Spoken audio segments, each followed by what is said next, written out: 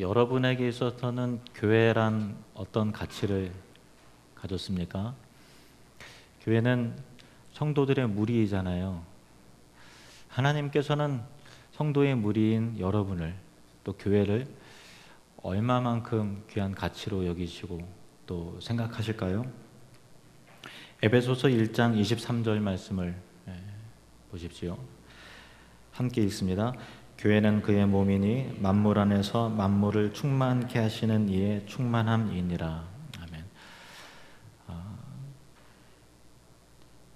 교회를 하나님 자신의 한 일부로서, 그리스도의 몸으로서 그렇게 하나님께서 여기실 뿐만 아니라 그렇게 세우셨다라고 하는 그런 거예요. 하나님께서는 만물에 충만히 계시는 분이신데 교회를 통해서 그 충만함을 이루겠다고 그 계획을 가지셨어요. 그러니까 교회가 아니라면 스스로 충만하심에도 불구하고 나는 충만하지 않을 것이다. 교회를 통해서 나의 영광을 이 세상 가운데 충만하게 하리라 라고 하는 하나님의 거룩함을 드러내는 도구로서 교회, 곧 저와 여러분을 세우셨다라는 것입니다. 교회는 그래서 하나님에게 있어서도 제일 중요한 가치이고, 또 하나님에게 있어서도 중요하니까 자연스럽게 우리에게 있어서도 교회는 굉장히 중요한 가치를 가졌잖아요. 그래서 16세기에 여러분 잘 아시는 종교개혁자 존 칼빈은 교회에 대해서 이렇게 말했습니다. 하나님을 아버지로 둔 신자에게 교회는 어머니와 같다. 하나님을 우리는 아버지라고 부르잖아요. 근데 교회가 어머니의 역할을 한다, 그런 얘기예요. 그러니까 어린 아이가 엄마의 젖을 빨고 또 엄마의 양육을 받아서 그렇게 커가고 자라나듯이 엄마가 없으면 자라나는 데 있어서 홀로 자라날 수 없잖아요. 또 좀 이상해지잖아요. 정서적으로나. 그러니까 교회의 품 안에서 성도는 자라날 수밖에 없고, 그래서 교회의 역할은 성도에게, 신자에게 어머니와 같은 역할을 한다고 그렇게 말했습니다. 근데 이게 칼빈의 말이 아니고요, 성경에 있는 얘기예요. 갈라디아서 4장 26절 말씀을 보시면 함께 있습니다. 오직 위에 있는 예루살렘은 자유자니 곧 우리 어머니라. 위에 있는 예루살렘이라고 하는 것은 천상의 교회를 말하는 거예요. 우주적 교회. 그 교회가 우리 신자의 어머니와 같은 역할을 한다라는 그런 얘기입니다. 우리가 예배 드리기 전에 항상 예배 시작되면서 사도신경을 암송을 하고 신앙 고백을 하잖아요. 근데 거기에 제일 말미에 우리가 늘 이렇게 고백을 했습니다. 같이 읽습니다. 나는 성령을 믿으며 거룩한 공교회와 성도의 교제와 죄를 용서받는 것과 몸의 부활과 영생을 믿습니다. 나는 성령을 믿으며, 또 뭘 믿는가 하면 거룩한 공교회. 공교회라는 것은 좀 표현이 좀 낯설죠. 유니버설 처치. 그러니까 이 땅의 교회가, 우주적인 교회가 예수 그리스도께서 피로 값주고 세우신 하나님의 거룩한 교회임을 믿는다라고 하는 거예요. 그 존재와 중요성에 대해서 믿는다라는 것입니다. 그리고 그 가운데 성도의 교제가 있어야 된다라는 것을 믿는 거죠. 그러니까 교회에 여러 문제들이 사실은 있죠. 교회 구성원이 죄인이라서 그래요. 그러니까 목사님 저도 온전할 수가 없고, 또 장로님도 마찬가지고, 직분자도 일반 평신도도 다 너나 할 것 없이 다 부족한 존재들이 모여서 공동체로 있기 때문에 교회는 당연히 그런 좀 인간적인 부족함의 냄새가 나죠. 그럼에도 불구하고 하나님께서는 그 연약한 교회를 통해서 만물을 충만케 하시기로 하셨다라는 거예요. 그게 참 신비이죠. 그래서 칼빈은 교회를 떠나면 구원도 없다, 이렇게 이야기할 정도로 그 교회를 굉장히 중요하게 강조해서 이야기를 했습니다. 그리고 신앙생활 할 때 여러 가지 성도 간에 상처를 주고받을 때가 있잖아요. 근데 여러분이 신앙 고백을 했다시피 거룩한 공교회와 성도의 교제와 성도의 교제의 중요성에 대해서 믿는다라고 고백을 하셨듯이, 우리가 약점이 있고 가까이 가면 또 실망을 하기도 하고 또 하지만, 그러나 성도 간에는 그리스도의 사랑의 관계로서 서로 간의 약점을 덮는 하나됨이 있어야 되고, 또 그렇게 교제를 그리스도의 한 몸으로서 떨어져 나가지 않도록 한 몸을 이루어야 될 그런 중요성이 있어요. 그러니까 우리 신체가 아름답지만 몸 안에 붙어 있을 때 그 신체가 아름다운 것이지, 이게 잘라져 나간 신체, 잘라져 나간 발가락, 잘라져 나간 손목, 이거는 굉장히 혐오스럽게 바뀌잖아요. 그 생명이 빠져나가기 때문에 그런 것이거든요. 그래서 문제가 있고 어려움이 있어도 신자는 교회 안에 있을 때 아름다운 줄로 믿습니다. 그래서 초대교회 성도들은 그 교제와 공동체를 더욱더 견고하게 하기 위해서 날마다 성전에 모이기를 힘썼다 그랬고, 또 각자 집에서 서로 모이면서 음식을 나누고 떡을 떼면서 공동체임을 확인하고 서로 위해서 기도하고 또 말씀을 나누고 또 하나님을 찬미하고, 그렇게 하는 영적인 교제가 풍성하게 드러나도록 그렇게 교회를 세워나갔던 것이죠. 그래서 신자에게 있어서 교회는 굉장히 중요합니다. 교회에 묶여져 있어요. 그래서 교회로부터 영적인 은혜와 복이 흘러나가기 때문에 교회에 문제가 생기고 또 교회에서 진리가 사라지고 은혜를 못 받으면 신자들의 마음은 절대로 행복하지 않습니다. 그러니까 교회가 행복할 때 신자들의 삶이 영혼이 행복해지고, 그럴 때 가정도 또 일터도 신바람이 나죠. 그래서 여러분이 우리 교회를 귀하게 여기고 또 함께 건강하고 행복한 곳, 그 안에 진리가 세워질 수 있도록 기도로 함께 동역해 나가야 되는 것이죠. 그러면 어떤 교회를 함께 만들어 나가야 되는가?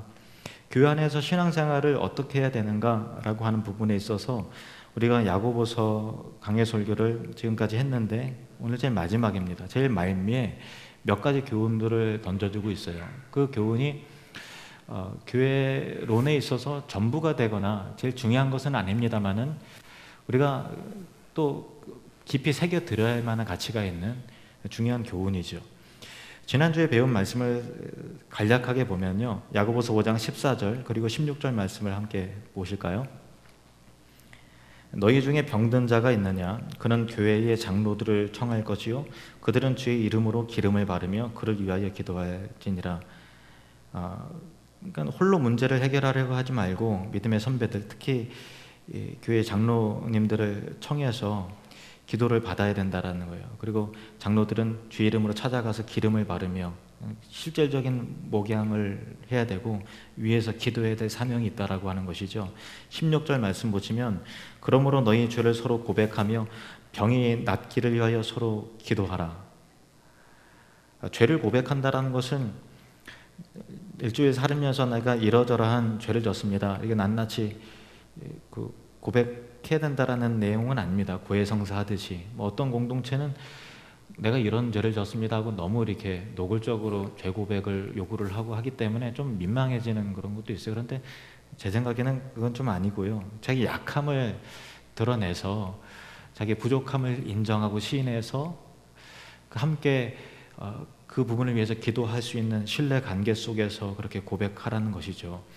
병이 낫기를 위해서 서로 기도하라. 의인의 간구는 역사하는 힘이 큼이니라. 그래서 서로 간에 영적으로 도와주고 또 일어설 수 있도록 응원하고 기도해주고 또 목양하고 또 돌봄을 받고 자기의 약함을 고백하고 또 함께 위에서 보듬어 안고 하는 그런 공동체를 이루어야 된다는 것이죠. 그런데 그와 같은 공동체, 성경에서 말하는 교회 공동체를 이루기 위해서는 사실은 이와 같은 주일 대예배만으로는 사실 어려워요. 그래서 초대교회와 같이 각 가정에서 또 모였던 거예요. 교회 본질입니다. 그래서 여러분, 시대가 좀 바뀌기 때문에 이제 사랑방 모임을 편성을 하면서 교회 그 사랑방 모임에 잘 나오시는 분들 그리고 이제 안 나오시는 분들을 좀 구별해서 골고루 좀 섞어야 되기 때문에 했는데 50% 이상이 잘 안 나오시더라고요. 그래서 깜짝 놀랐어요. 우리 교회 상태가 지금 이런 상태구나. 근데 절반이 넘는다는 얘기는요, 건강하지 못하다는 그런 얘기예요. 왜냐면은 그 교회 본질이 흔들리고 있다는 뜻이거든요. 근데 각자의 사정과 또 나름대로의 형편이 있지만 저는 우리 교회가 교회 공동체로서의 예수님께서 원하시는 그 공동체의 본질을 잃어버려서는 안 된다고 생각합니다. 과거도 시대가 바빴고 여러 가지 더 어려움이 물론 있습니다. 그런데 우리가 하나님께서 예수 그리스도를 통해서 피로 값주고 세우신 교회의 정체성과 본질을 잘 지켜나갔으면 좋겠어요. 그렇게 초대교회 성도들이 각 가정에 모여서 그렇게 삶을 나누고 교제하고 했을 때 뭐 다 마음에 쏙 드는 사람들만 이렇게 구성이 됐을까요? 저는 사실 이제 사랑방 편성할 때가 제일 그 스트레스를 많이 받아요. 왜냐하면 이게 이상적인 그게 안 나오더라고요. 암만 해도 그게 안 나와요. 안 짜져요. 딱 이렇게 하면 다 이게 와 너무 좋네요 하시는 분들이 하나도 없는 것 같아요. 왜 그분을 이렇게 뭐 하고 또 그런 분들이 거의 다 대다수더라고요. 근데 예수님도 그렇게 하셨어요. 보니까 12명의 제자를 세우셨을 때 베드로의 생각에, 요한의 생각에 야 우리는 환상의 팀이야 이렇게 딱 마음에 쏙 드는 사람이 아니라 야 예수님은 무슨 생각으로 저 사람을 이렇게 했을까? 이해가 안 간다 하는 그런 얘기 틀림없이 있었을 거예요. 왜냐하면 그 가운데서는 그냥 평범한 삶을 살았던 어부도 있었지만 시몬이라고 하는 열심당원, 혁명가도 있었어요. 그러니까 혁명을 위해서는 정말 그 무력으로 행사하는 그런 사람이 있었고 매국노라 지탄을 받았던 세리 마태도 그 가운데 같이 있었던 거예요. 정치 색깔이 극단적으로 달라요. 이데올로기 자체가 다른 거예요. 그 사람이 정치 얘기로 하나가 될 수 있을까요? 마음에 안 드는 거예요. 왜 저런 사람이 여기 끼었을까? 이렇게 마음에 안 들었겠죠. 극우 세력과 극좌 세력이 있었던 거예요. 참 어렵죠. 이렇게 하신 제자를 부르신 예수님을 보면서 예수님도 참 짓궂으시다. 이렇게 하셨을까? 그런 생각이 듭니다. 사실 교회 내에서 정치 얘기하면 참 어려워져요. 저는 이제 정치를 잘 몰라서 또 안 하기도 하지만은 신념과 생각이 다 다르기 때문에 그래서 가급적 안 하죠. 전도회나 사랑방에서 정치 얘기 가급적 하시면 안 됩니다. 왜냐하면 이제 어르신들의 가치관이 좀 다르고 젊은 분들이 또 정부에 대해서 또 보는 관점이 또 많이 다르거든요. 또 지역마다 출신마다 다 다르겠죠. 그러니까 그렇게 막 이슈를 만들어 하면 누군가는 이제 불편해지고 그걸로 인해서 마음 상하는 일들이 생기죠. 그걸 다 아시는 예수님께서 왜 이렇게 하나로 묶어주셨을까요? 왜냐하면 그게 하나님 나라의 원리이기 때문에 그런 거죠. 그걸 극복해 나가는 것이 교회이기 때문에 그래요. 그러면 도대체 무엇이 그들을 하나로 묶었던 것일까요? 공통 분모가 뭘까요? 출신도 다르죠. 배경도 다르죠. 신념도 다르지. 나라에 대한 가치관이 다 달라요. 진리라고 하는 공동 분모가 있었던 것이에요. 진리는 교회를 하나 되게 하는 것이고 진리가 혼탁해지고 흔들리면 교회는 반드시 분열이 생기고 어려움을 겪게 됩니다. 그래서 교회는 믿음의 하나 된 그 공동체적인 그 진리를 지켜나가는 것이 참 중요합니다. 그런데 교회 안에서 미혹되어서 진리를 잃어버리게 되는 일들이 있을까요? 성경 분명히 있다고 말하고 있습니다. 그 부분에 대해서 우리가 어떻게 해야 되는가라고 한 부분에 대해서 오늘 야고보서 제일 마지막에 이게 나와 있어요. 사실 이 본문은 좀 딱딱합니다. 그래서 오늘 설교가 좀 여러분과 관계 없는 것 같고 좀 딱딱해 보일 수 있지만 예방접종 측면에서 꼭 이제 한 번은 들어야 되는 그런 메시지입니다. 다시 오늘 읽은 본문 말씀을 보시면 내 형제들아 너희 중에 미혹되어 진리를 떠난 자를 누가 돌아서게 하면, 그러니까 진리를 미혹되어서 진리를 떠나게 되는 일들이 있다라는 것이죠. 그래서 서로가 성도 간의 교제가 중요하고 서로가 위해서 기도해 주는 것도 중요하고 또 사랑방 모임도 중요하고 하지만은 더 중요한 것은 진리의 토대 위에서 교회를 세워 나가는 것이 제일 중요한 거예요. 교제는 있는데 그 안에 말씀에 대한 견해, 일치가, 신앙 고백이 서로 다르다? 서로 사랑해서 기도해주고 있는데 진리가 없다? 그거는요, 이단들 봐도 서로 사랑한다 그러고 서로 기도해줘요.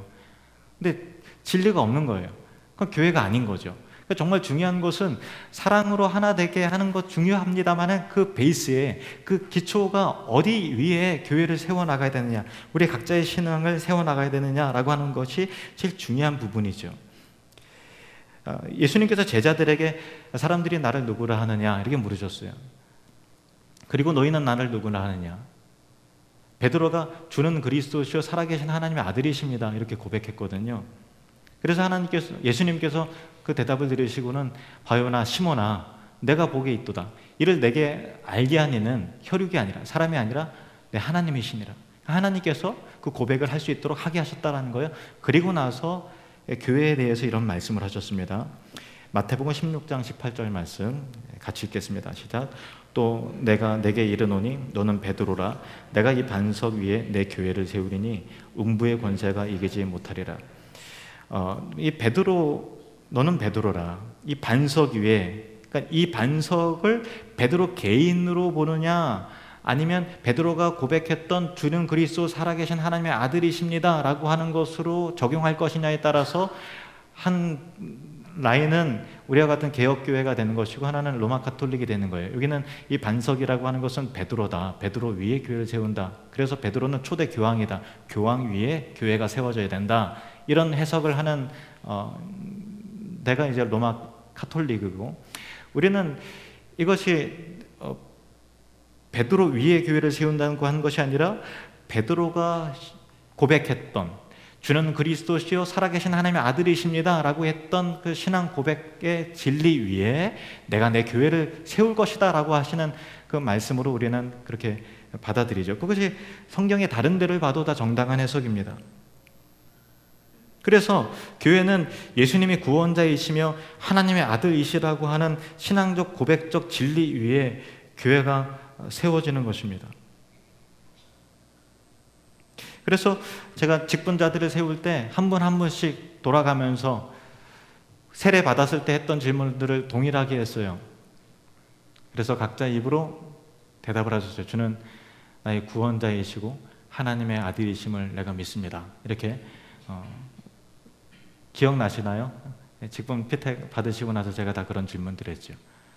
그 고백 위에 신자가 세워져야 되고 그 고백 위에 교회가 세워져야 되는 것이죠. 그것이 진리입니다. 에베소서 2장 20절 말씀을 보실까요? 에베소서 2장 20절 같이 읽겠습니다. 시작. 너희는 사도들과 선지자들의 터 위에 세우심을 입은 자라. 그리스도 예수께서 친히 모퉁이 돌이 되셨느니라.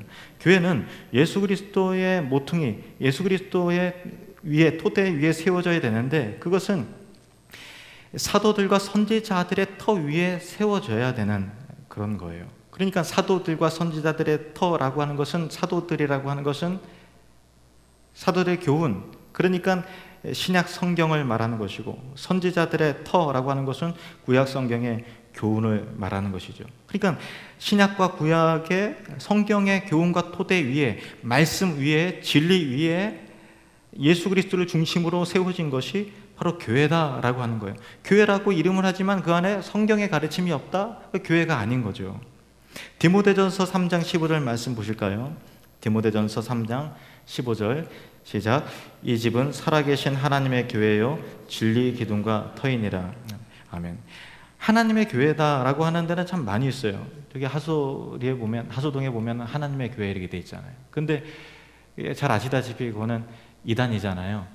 그러니까 말 그대로 우리는 예수를 믿어, 우리 하나님을 믿어라고 하지만은 그 하나님이 어떤 하나님이냐라고 하는 바른 성경의 교리가 그 가운데 토대로 돼 있지 않으면 교회가 아닌 거예요. 하나님의 교회이지만 진리의 기둥 앞에 서 있어야 돼요. 건물의 기둥이 무너지게 되면 집이 무너지는 것 같이, 건물이 무너지는 것 같이 교회도 진리가 흔들리게 되면, 말씀이 흔들리게 되면, 그 신앙 고백적 믿음이 흔들리게 되면 교회는 흔들리게 되고 쇠퇴하게 되는 것입니다. 교회가 더 이상 아니게 되는 것이죠. 그만큼 진리라는 것이 굉장히 중요한데, 오늘 말씀을 유념해 보시면 내 형제들아 너희 중에 미혹되어 진리를 떠난 자 이렇게 나오고 있어요. 그러니까 진리를 떠나게 되는 일들이 일어나게 된다라는 거예요. 왜? 미혹되기 때문에. 미혹되기 때문에. 그러니까 미혹된 사람은 이거야말로 진리를 내가 찾았다라고 생각을 해요. 그래서 미혹된 사람을 돌이키는 건 굉장히 사실은 어렵습니다. 이단에 빠진 사람을 다시 돌이키는 건 굉장히 어려워요. 왜냐하면 거기가 진리다라고 너무나게 믿고 있기 때문에 미혹돼서 그런 것이죠. 그럼 미혹되지 않는 것이 제일 중요합니다. 요한일서 4장 1절 말씀 보실까요? 사랑하는 자들아, 영을 다 믿지 말고, 영을 다 믿지 말랍니다. 오직 영들이 하나님께 속하였나 분별하라. 많은 거짓 선지자가 세상에 나왔습니다. 마태복음 24장 24절입니다.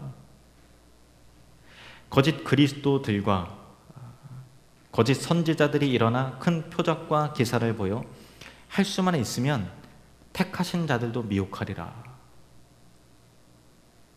할 수만 있으면 택하신 자들도 미혹하리라. 그래서 신앙생활 열심히 하고 열정이 있으셨던 분들이 이단에 빠져갖고 그렇게 진짜 막 고통을 겪는 그런 사람들이 굉장히 많이 있어요. 참 안타까운 일이죠. 요한2서 1장 7절에서 8절 말씀 보십시오. 요한2서 1장 7절에서 8절 같이 읽겠습니다. 미혹하는 자가 세상에 많이 나왔나니 이는 예수 그리스도께서 육체로 오심을 부인하는 자라. 이런 자가 미혹하는 자요 적 그리스도니 너희는 스스로 삼가 우리가 일한 것을 잃지 말고 오직 온전한 상을 받으라. 그 당시에 초대교회 당시에 영지주의적 이단들이 되게 많이 있었어요. 영주주의라고 하는 것은 영적인 것은 지적인 것은 이제 선한 것이고 물질적인 것, 육체적인 것은 악한 것이다라고 하는 어떤 그 플라톤의 철학에서 나온 어떤 가치관이에요. 철학적 사상이에요. 그러니까 육체는 악한 것이고 잘못된 것이기 때문에 예수님께서 육체로 오실 수 없다라는 거예요. 그러니까 완전한 인간이라는 예수님의 인성을 부인하는 거죠. 근데 굉장히 그 얘기를 들어보면 논리적으로 뭐 그럴듯해요. 그래서 많은 사람들이 예수님을 믿다가 아닌가 이렇게 그 철학과 사상에 미혹돼서 그렇게 넘어가는 사람들이 굉장히 많이 있었어요. 그래서 요한 1서라든가 요한 2서라든가 유다서라든가 그런 사람들이 영지주의적인 이단들을 겨냥하고 그 교회 공동체가 이단에 빠지지 않도록 하기 위해서 그렇게 기록된 서신들입니다. 다행히 우리 교회는 곰곰이 생각해봤어요. 우리 교회가 25년이 됐는데 한 사람이라도 미혹되어서 어디 뭐 신천지에 빠졌다든가 하나님의 교회에 빠졌다든가 또 뭐 몰몬교라든가 뭐 이상한 집단에 빠져서 그런 잘못된 사람이 있던가 생각해 보니까 다행히 한 사람도 없더라고요. 굉장히 감사한 일인 것 같아요. 근데 보통 교회에 굉장히 많아요. 굉장히 많습니다. 참 감사한 일이죠. 또 오늘 말씀이 좀 뭐 딱딱하긴 하지만 예방접종의 측면에서 좀 반드시 좀 알아두셨으면 좋겠어요. 그러면 어떻게 분별해야 되는가라고 하는 거죠. 요한 2서 1장 7절에서 8절 말씀을 우리가 보았는데 그 이어서 내용을 보시면요. 연결해서 제가 읽겠습니다. 미혹하는 자가 세상에 많이 나왔나니 이는 예수 그리스도께서 육체로 오심을 부인하는 자라. 이런 자가 미혹하는 자요 적 그리스도니 너희는 스스로 삼가 우리가 일한 것을 잃지 말고 오직 온전한 상을 받으라. 지나쳐 그리스도의 교훈 안에 거하지 않는 자는 9절부터는 같이 한번 읽어보겠습니다. 시작. 지나쳐 그리스도의 교훈 안에 거하지 아니하는 자는 다 하나님의 모시지 못하되 교훈 안에 거하는 그 사람은 아버지와 아들을 모시느니라. 누구든지 이 교훈을 가지지 않고 너희에게 나아가거든 그를 집에 들이지도 말고 인사도 하지 말라. 그에게 인사하는 자는 그 악한 일에 참여하는 자임이라. 아멘. 잘 보세요. 그리스도의 교훈 안에 거하지 아니하는 자가 이단이라는 거예요. 그러니까 성경적 바른 교리가 없으면 아무리 예수 이름으로 아무리 하나님의 이름으로 포장을 한다 하더라도 그 사람이 하나님 아버지와 아들을 모시지 않는 사람이고 그 바른 교리 안에 거하는 사람이 그 사람이 아버지와 아들을 모신 사람이라고 하는 것이죠. 그래서 누구든지 이 바른 교리를 가지지 않고 너희에게 나아가거든 단호하게 말합니다. 그를 집에 들이지도 말고 인사도 하지 말라. 그에게 인사하는 자는 그 악한 일에 참여하는 자임이라. 그렇게 단호한 가르침을 우리에게 하고 싶다라는 거예요. 예수 그리스도 중심의 바른 교리, 사도들로 개성이 되었고 사도들로부터 또 그 이후의 교회들에게 계승된, 잠시 교회가 성경에서 떠났던 그 영적인 암흑기의 시절이 있었어요. 로마 카톨릭의 시절에 그때가 있었지만 종교개혁을 통해서 다시 성경으로 돌아가자, 말씀으로 돌아가자. 그래서 종교개혁이 일어났던 것이고, 종교개혁의 성경의 바른 가치와 사상을 정리를 해서 우리 신자들에게 알기 쉽게 교육하고 가르치려는 목적을 가지고 교리를 체계화했는데, 대표적인 교리들이 이 종교개혁 일어나서 한 몇십 년 후에 16세기 중엽에 기록되는 도르트 신경이라든가, 그리고 또 16세기 초에 하이델베르크 요리문답이라든가, 그리고 또 17세기 초에 기록된 도르트 신경이라든가, 또 17세기 중반에 기록된 웨스트민스터 신앙 고백서라든가, 또 그거를 바탕으로 한 대유리 문답, 소유리 문답. 우리 교회에서는 웨스트민스터 소유리 문답을 주일 저녁 예배 때 저와 함께 공부를 하고 있죠. 굉장히 그 믿음의 선배들이 정리해 놓은 정통 신학이 그 믿음의 유산을 굉장히 귀하게 여겨야 되는 거예요. 그런데 어떤 분들은 이런 궤변을 늘어놓으시는 분들이 있어요. 오직 성경만 중요하지 교리는 하나도 중요하지 않다, 이렇게 하시는 분들이 있어요. 그런데 그 굉장히 위험한 생각입니다. 왜냐하면 유대인들이 성경만 읽어요. 그 히브리 원어로 성경을 읽잖아요. 그런데 교리적 예수 그리스도의 교훈 안에 거하지 않기 때문에 성경은 아무리 읽어도 그 안에 예수 그리스도의 구원의 진리를 발견해내지 못하는 거예요. 그들처럼 성경을 잘 아는 사람이 어디 있어요? 원문으로 그냥. 그리고 성경을 읽을 때 누구나 다 해석을 해요. 읽을 때 그냥 그 단어 자체가 해석 없이 그냥 단어 자체가 입력이 된 사람이 있어요. 무슨 뜻일까? 어떤 뜻이지? 하면서 그것을 읽잖아요. 그럼 해석을 한단 말이에요. 해석을 하게 된 틀이 있을 거 아니에요. 관점. 그거 자체가 신학이요, 교리예요.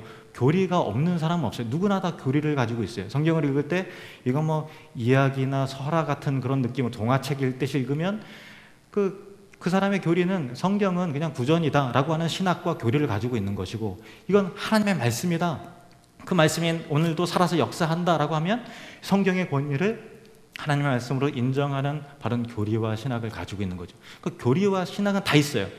잘못된 교리냐, 바른 교리냐, 그것만 있는 거예요. 그러니까 어떤 분들은 나는 성경만 읽고 다른 책은 안 읽고 한 것이 굉장히 어떻게 보면 경건해 보이긴 하지만 좀 극단적인 거죠. 잘못된 생각입니다. 그래서 바른 신학과 교리가 굉장히 중요해서, 그래서 목사의 도움이 반드시 필요한 것이죠. 그리고 신학 전통을 존중히 여기고 받아들여야 되고, 목사도 신학적 교리를 계속 공부해 나가야 되고, 바른 신학의 틀 안에서 정당한 해석을 하면서 설교를 해야 돼요. 새로운 거를 막 이렇게 하려고 자의적으로만 해석을 하고 없던 거를 막 만들어내고, 왜냐면은 그 솔깃하게 만들려고 하는 유혹이 목사한테 있을 수 있지만 그러면 안 되는 거예요. 그래서 여러분들이 신앙생활을 하실 때 주의해야 될 점은 신선한 거 찾아다니려고 이렇게 하지 마세요. 물론 우리가 다 무식하기 때문에 2000년 기독교 역사 가운데 증거된 메시지만 전해도 신선하게 들려요. 그런 은혜가 있어요, 사실은. 그런데 안 들어봤던 얘기, 뭐 기묘한 얘기들, 우리 목사 한 번도 그거 안 해주는데 무식해서 얘기 안 했나 보다, 뭐 그런 얘기들 쫓아다다 보면 이상한 얘기들은 사실 이단에 많이 있거든요. 그러니까 그런 것을 너무 이렇게 찾아가다 보면 자기도 모르는 사이에 미혹될 수 있는 것이죠. 그리고 신천지라든가 하나님의 교회라든가 뭐 그런 이단들의 특징이 성경을 성경으로만 푼다라고 해서 바르게 해석을 하지 않고 뭐 비유풀이를 하고 짝풀이를 하고 뭐 이상하게 막 끼워 맞추고 하다 보니까 성경 가지고만 하는데 거기에 하고서 이게 미혹되는 거예요. 예를 하나 들면 아까 우리가 읽었던 교회를 말한 갈라디아서 4장 26절에 보시면은 오직 위에 있는 예루살렘은 자유자니 곧 우리 어머니라. 위에 있는 예루살렘, 그러니까 천상의 교회를 말하는 거죠. 자유자, 복음으로 해방된 율법의 종이 아니라는 얘기예요. 그것이 우리 어머니다라고 하는 신자들의 어머니와 같은 존재로서 교회론적인 설명을 하려고 사도 바울이 썼는데, 하나님의 교회는 이 구절을 가다가 왜 하늘에 어머니가 있지 않느냐, 어머니 하나님 계시다. 그러니까 한 번도 못 들어봤던 사람이 딱 듣고서 이상하다, 이게 딱 듣고 나서 아니겠지 하면서도 그게 미혹이 딱 돼서 이게 긴가민가 하는 게 계속해서 생각이 나는 거예요. 왜 어머니 계시다 그랬네. 장길자가 어머니다 그러니까 그런가, 이렇게 해서 이렇게 미혹돼서 끌려가는 사람이 굉장히 많이 있어요. 그러니까 성경으로 한다고 하지만 이게 참 신학이 있고 바른 교리가 돼 있지 않으면 성경에 있네 하고서 뭐 이렇게 그렇게 끌려가는 거죠. 그러니까 참 미혹될 때는 내가 미혹되나 보다 생각하지 않아요. 새로운 진리를 내가 발견했나 보다, 들었나 보다라고 생각을 하는 거죠. 베드로후서 3장 16절 말씀 보세요. 베드로후서 3장 16절 말씀 같이 읽겠습니다. 시작. 또 그 모든 편지에도 이런 일에 관하여 말하였으되 그 중에 알기 어려운 것이 더러 있으니 무식한 자들과 굳세지 못한 자들이 다른 성경과 같이 그것도 억지로 풀다가 스스로 멸망에 이르느니라. 무식한 자들이 바른 그리스도의 교훈에 거하지 못하고 교리가 없고 또 굳세지 못한 믿음이 없는 사람들이 성경을 성경으로 푼다고 해서 억지로 풀다가 어떻게 된다고요? 스스로 멸망에 이르느니라. 그러니까 성경을 하나님의 말씀에 의해서 바른 교리에 입각해서 잘 이렇게 하면 그것이 우리의 양식이 되고 우리를 살려주게 되는데, 욕심을 가지고 자기 유리하게 또 기묘하게 막 이렇게 해서 그렇게 하면 스스로 멸망하게 된다라고 하는 거예요.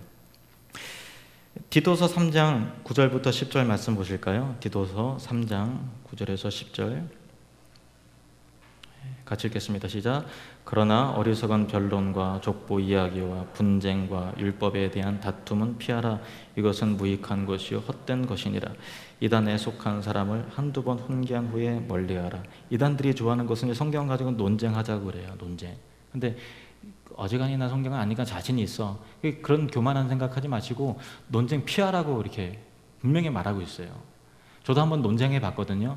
근데 마음 가운데 그 불편함과 그 어려움이 있어서 영적으로 별로 안 좋아요. 안 좋아요.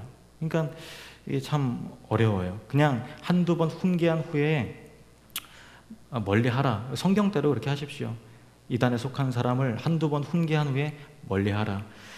온 나라가 몇 개월 전에 메르스에 감염이 돼서 막 난리를 쳤잖아요. 감염이 되면 또 다른 전파자가 되는 거예요.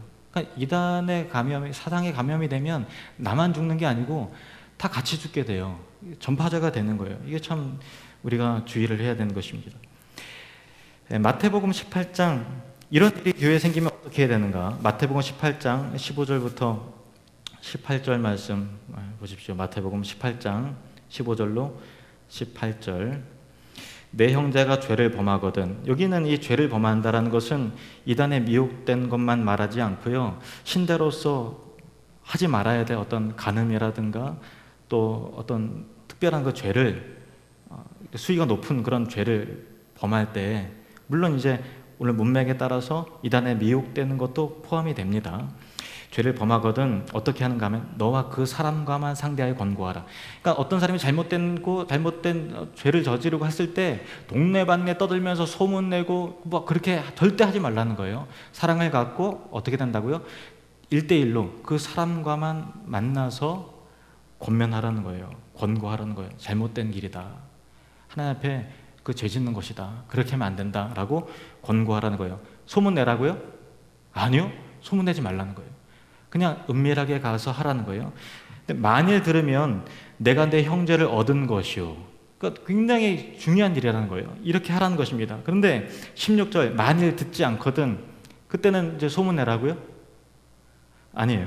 만일 듣지 않거든 이제 한두 사람을 더 데리고 가서 두세 중에, 이게 나 개인의 생각이 아니라 우리도 다 너가 잘못된 길로 가고 있다는 것을 우리도 다 그렇게 알고 있다는 거예요. 그래서 이것이 어떤 나 혼자만의 생각이 아니라 이탈된 그런 행위로 사상을 갖고 있고 죄악을 저지르고 있다는 것을 두세 중인의 입으로 확증을 시키라는 거예요. 근데 그렇게 해서 들으면 이제 다행인 거예요. 근데 만일 17절부터 만일 그들의 말도 듣지 않거든 이제 그러면 너 인생 너가 알아서 해라. 침묵하라고요? 아니요. 당회에 장로님들에게 담임 목사에게 말해야 된다는 거예요. 암흑의 성도가 지금 이런 상황입니다. 얘기를 하라는 거예요. 그래서 당회가 결성이 돼서 이렇게 당회 이름으로, 교회 이름으로 가서 권면하고 책망하는 거죠. 사랑으로 책망하되 그래도 듣지 않거든 어떻게 하라고요? 어떻게 하랍니까? 이방인과 세리와 같이 여겨라. 출교를 시키는 거래요. 출교. 좀 강하죠. 그러니까 출교가 되기 전까지 계속해서 권면하고 찾아가고 책망하고 또 이렇게 설득하고 이렇게 해야 되는데 만약에 계속해서 듣지 않으면 이방인과 세리와 같이 여기라. 18절 같이 읽겠습니다. 시작. 진실로 너에게 이르노니 무엇이든지 너희가 땅에서 매면 하늘에서도 매일 것이요 무엇이든지 땅에서 풀면 하늘에서도 풀리리라. 칼빈이 교회를 떠나면 구원도 없다 이렇게 말한 이유가 뭐냐면 교회에게 그런 권위를 주셨다라는 거예요. 교회에서 출교 이렇게 되면 하나님께서 그 권위와 결정에 대해서 하나님께서도 인정해 주신다는 거예요.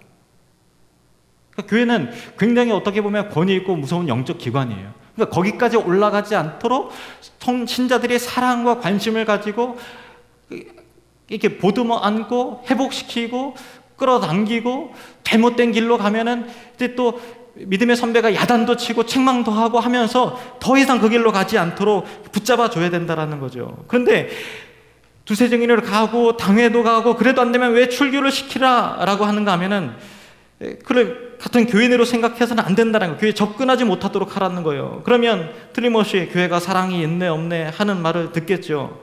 왜 그럴까요? 교회를 진리로 순결하도록 지키는 것이 엄청나게 중요한 일이라는 것입니다. 갈라디아서 5장 7절에서 10절 말씀 보실 거예요. 갈라디아서 5장 7절에서 10절. 너희가 다름질을 잘하더니, 예수를 잘 믿더니 그 말이에요. 다름질을 잘하더니 누가 너희를 막아 진리를 순종하지 못하게 하더냐. 그 권면은, 그 교리는, 그 교훈은 너희를 부르신 이에게서 난 것이 아니니라. 적은 누룩이 온 덩이에 퍼지느니라. 9절 같이 한번 읽어볼까요? 9절 시작. 적은 누룩이 온 덩이에 퍼지느니라. 나는 너희가 아무 다른 마음을 품지 아니할 줄을 주 안에서 확신하노라. 그러나 너희를 요동하게 하는 자는 누구든지 심판을 받으리라. 그러니까 이 빵이 있는데 누룩이 돼서 이게 색깔이 변해. 그러면은 이게 잘 해서 이게 방지가 안 되도록 열심히 사랑을 갖고 해야 되는데 그래도 말을 듣지 않고 두 사람이 찾아가도 안 되고 당회 이름으로 찾아가도 안 되면은 떼어버려라. 적은 누룩이 온 덩어리에 퍼지기 전에 떼어버려라. 그 얘기입니다. 꼭 이단이 아니다 하더라도 극단적인 사상을 갖고 계신 분들이 계세요. 우리 교회는 없습니다. 근데 한쪽으로 치우친 사상은 성경에 있는 얘기만 하더라도 건강하게 자라날 수 없어요. 예를 들면 맨날 뭐 어딜 가든지 666 그러시는 분들이 있어요. 짐승에서 짜 666. 성경에 얼마나 풍성한 교리와 교훈이 많은데 하필 왜 그거 하나만 딱 잡아갖고 666 이렇게 했는지 모르겠어요.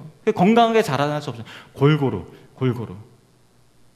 주님이 오시죠. 당연히 오시죠. 그런데 맨날 주님이 오신다. 맨날 주님이 오신다라고 하면 성경의 풍성한 교훈과 진리가 얼마나 많은데 왜 한 가지만 붙잡고 이렇게 합니까? 그러면 맞는 얘기지만 건강하게 균형 있게 자라나는데 방해가 되는 거예요.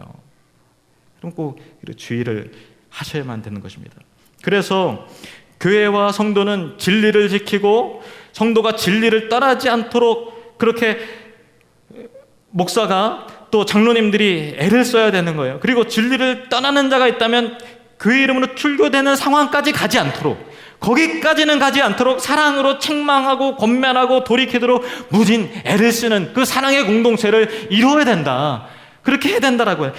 이단이 넘어가면, 잘못된 길로 빠져가면 얼마나 불쌍해요.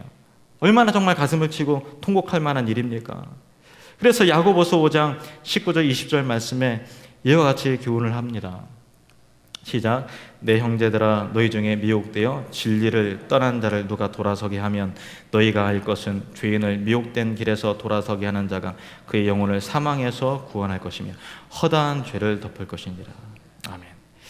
이 현대적인 그 번역으로 되어 있는 좀 더 쉬운 성경인 메시지 성경에는 이렇게 번역이 되어 있습니다. 사랑하는 친구 여러분, 하나님의 진리에서 떠난 사람들을 알고 있거든 그들을 포기하지 마십시오. 그들을 찾아가십시오. 그들을 돌아서게 하십시오. 이는 귀한 생명들을 파멸해서 건져내는 일이며 하나님을 등지는 일이 전염병처럼 퍼지는 것을 막는 일입니다. 그것이 위대한 사랑이에요. 바른 진리로 성도를 보호하고 지켜내고 미혹되지 않도록, 미혹되어 간다면 재빨리 포기하지 않고. 근데 그걸 알기 위해서는 관심과 사랑이 있어야 미혹되는 줄 알죠. 서로 간에 남남이고 그러면은 무슨 생각을 하는지, 어디서 무슨 성경 공부를 하는지 관심이 없으면 모르잖아요. 그런데 그만큼 하나된 사랑의 공동체를 알아야 그 영적인 상태를 보고 미연에 예방하고 그렇게 하는 거잖아요. 그게 사랑이라는 거예요. 그게 위대한 사랑입니다. 누구든지 선줄로 생각하는 자는 넘어질까 조심하라. 나라고 온전하리라. 그렇게 생각하지 마세요. 얼마든지 미혹될 수 있는 거예요. 우리 옆 사람에게 이렇게 한번 좀 부탁을 한번 해볼까요? 내가 혹시 이상해진다면 당신이 나를 붙잡아 주십시오. 네, 내가 혹시 이상해진다면 당신이 나를 그냥 때리든지 뭐 이렇게 목걸이를 잡아 끌든지 어떻게 해서 좀 붙잡아 주십시오. 하나님께서 기뻐하시는 것은요, 진리가 이 안에서 막 살아있을 때 하나님 기뻐하세요. 요한삼서 1장 4절 말씀 보실까요? 같이 읽겠습니다. 시작. 내가 내 자녀들이 진리 안에서 행한다함을 듣는 것보다 더 기쁜 일이 없도다. 할렐루야. 우리 교회가 저와 여러분이 하나님에게 큰 기쁨이 되기를 원합니다. 진리 안에서 자라나고 진리 안에서 세워지고. 우리 옆 사람을 손을 딱 잡고 함께 또 축복합시다. 진리 안에서 자라갑시다. 우리 함께 기도하기를 원합니다. 하나님.